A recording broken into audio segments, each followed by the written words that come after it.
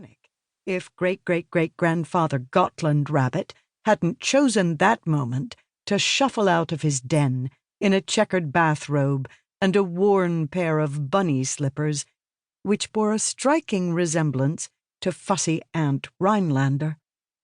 "Can't a rabbit nap in peace around here?" he complained, rubbing the top of his bald head.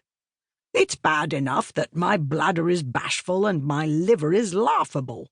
Now I must put up with a ruckus of rambunctious relatives rioting above my room.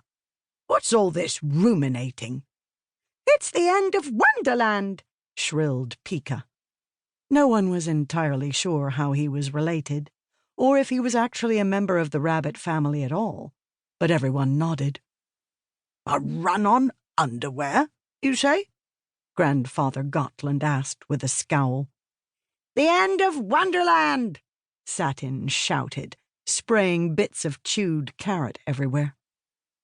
Grandfather Gotland flicked an orange sliver disdainfully from his robe. "Why would anyone want to listen to a thunder band?" "For lettuce sake," great-great-great-grandmother Gabali Rabbit said.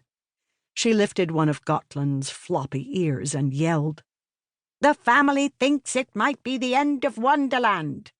They want to know if it is time." Grandfather rubbed his ear. "You don't have to shout." He twisted left and right, his spine cracking in at least a dozen places, then tugged up the waistband of his pajamas. "Bring out the clocks."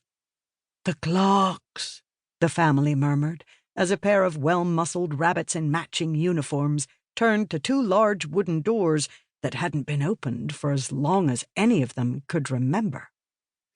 It took the clock keepers several minutes to figure out which of them had the key, and when they did, the lock was so rusty it refused to turn at first.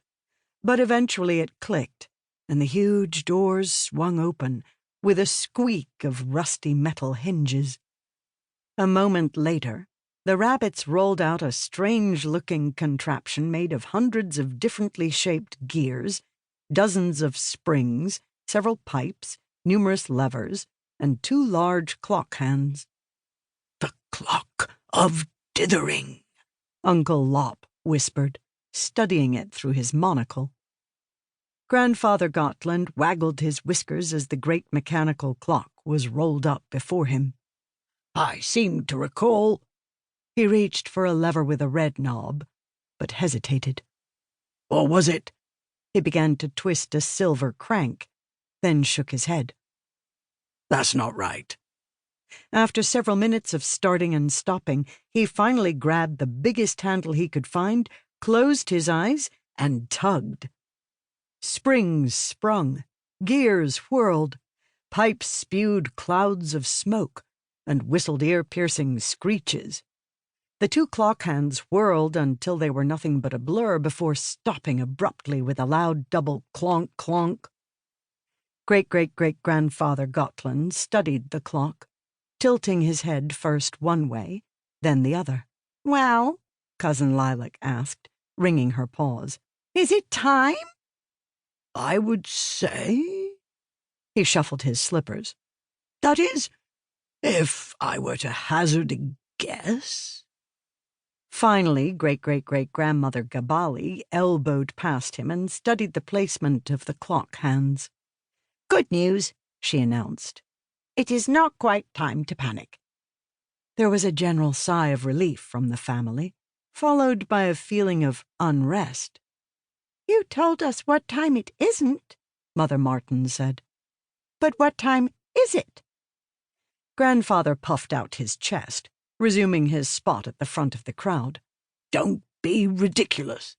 The clock of dithering only tells what time it is not. An excellent choice when you are early enough to dawdle or late enough that there's no point in bothering. To learn what time it is, we will need the clock of action." Once again, the soldiers marched through the doors. A moment later, they rolled out an enormous wheel of "Cheese?" Father Fauve asked. "The best carrots can buy," Grandfather said. "Created by a team of